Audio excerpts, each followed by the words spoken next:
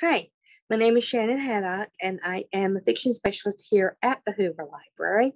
And because March is Women's History Month, I'd like to focus on some very strong female authors who do great with biographical history, highlighting strong women characters. Susan Vreeland is who I'm going to focus on today, and she writes she combines her love of art and the art world, art history, with very emotional stories of women in history, biographical fiction. I first chose Clara and Mr Tiffany for a book group selection, and it was written back in 2011. She takes the story of Louis Comfort Tiffany and talks about the female artists he had on staff. At first, a lot of his intentions were to get around the unionized men's workforce that he had employed in his glassworks. He got around that by staffing it with women.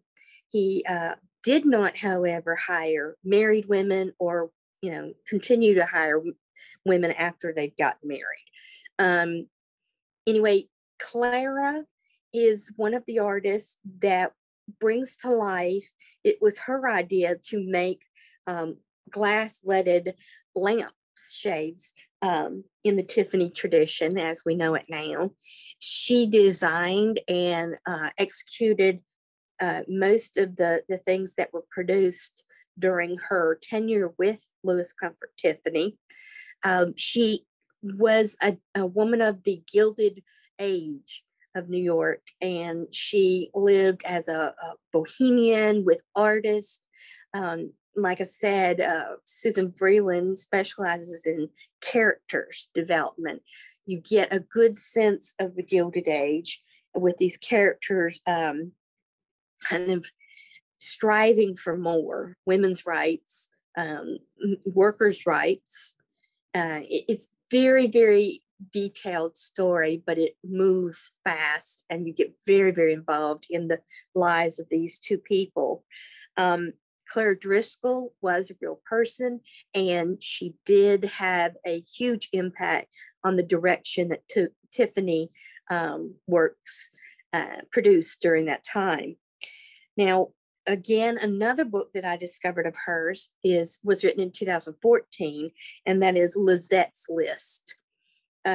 Lisette Roux was this fictional character that Susan Vreeland created to highlight some of the artists that were populated in and around Paris before, during, and after World War II.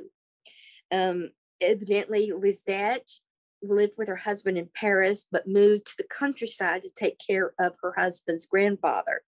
Now, this grandfather lived in the countryside where a lot of artists' paints were derived from ochres and things like that. And he had a lot of relationships with artists of that time, specifically Pissarro and Cezanne. His walls before the war are populated with these very valuable paintings by Cezanne and Pissarro and Cezanne. And so before the war, Lizette's husband hides them because of their value and the Nazis' love of art and art history. So he goes off to war, and she tries to make a life there on very little. She makes friends, and she makes friends also with Mark and Bella Chagal, who are hiding from the Nazis. And you see the loving relationship between these two artists. Again, Susan does a great job of developing these characters. You fall in love with the countryside, and it's very atmospheric and lyrical. Now, you may know Susan Vreeland from her classics, like Luncheon and the Boating Party, and books like that. I recommend any Susan Vreeland book, and I hope that you can find them in the library, and happy reading.